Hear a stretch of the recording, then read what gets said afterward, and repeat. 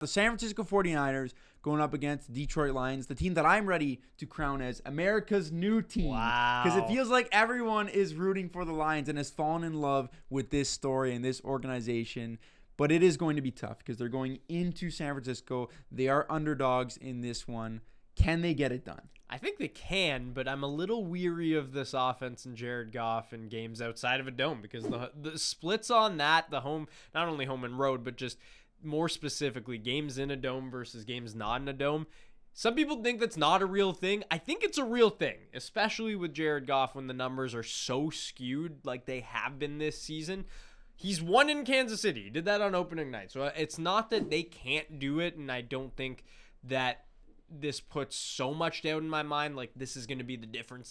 But Jared Goff is probably going to be the difference in this game between the Lions winning and the Lions losing, because I think that what we saw from the Packers, there is a game plan there, and I know it was a wet game and it was a weird game, but Brock Purdy can be had a little bit here. He is still a young quarterback that was the last pick of the draft, and whether you like it or not, that's always going to be the narrative around him. I think he's somewhere in between MVP of the league and 25th best start, right? That's a wide range. It's a wide range, but it's truly what he is in the sense that game against the Packers, yeah, he drove him for the game-winning drive, but he also threw a pick six off of Darnell Savage's hands that could have changed the outcome of the game immediately. And he was missing quite a few throws in that game. So I'm a little weary of Jared Goff playing outside in this one, which is a weird thing to say, but the Lions can definitely get this done.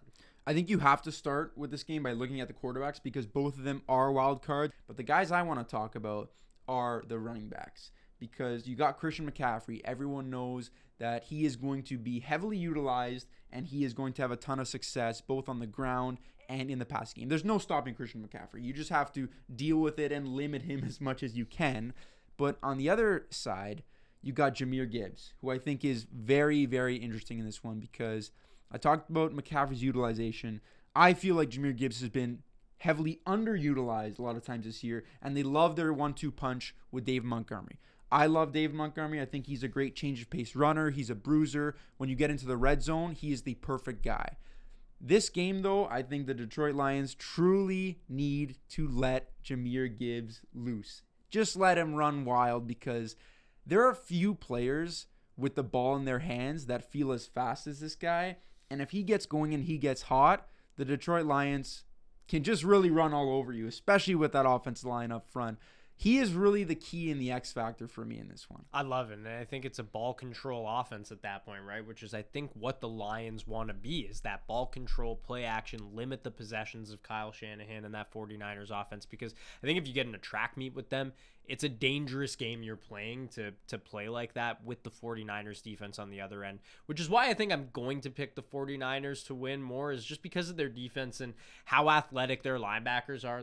Fred Warner and Dre Greenlaw, the best linebacker duo in football by far, but it's the athleticism of those guys that against other teams, when Amon-Ra St. Brown is in the slot matched up on a linebacker, and it's just something that you obviously don't want happening, but Fred Warner can cover receivers.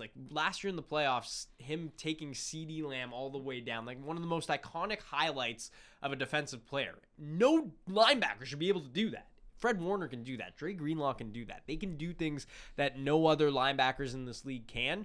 And so I think that even extends to covering Jahmyr Gibbs out of the backfield on some of those angle routes and choice routes.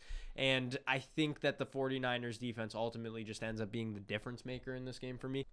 I'm going to start off by saying I think the San Francisco 49ers are the better team.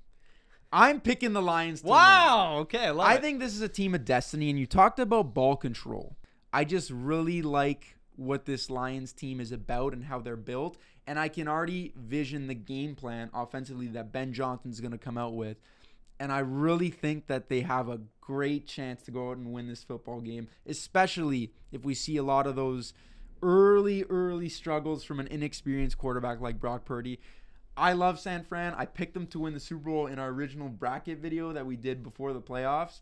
But just something about this Lions team, and when Jared Goff isn't making mistakes and he's on, I think they can compete with the best of them and even go on and win a Super Bowl. I love it. And the blueprint even from Green Bay. Aaron Jones had a great game running the football, and it's partly the reason why they almost pulled off the upset. So I love that shout there, and I am so excited for championship weekend. I know you are too. Can't wait to preview the Super Bowl in 1 week's time when we do this show next. We're going to be talking about the final two, but before we get there, it's the final four. You can watch both games on TSN on Sunday. Thank you for joining us on Huddle Up. We'll see you next week.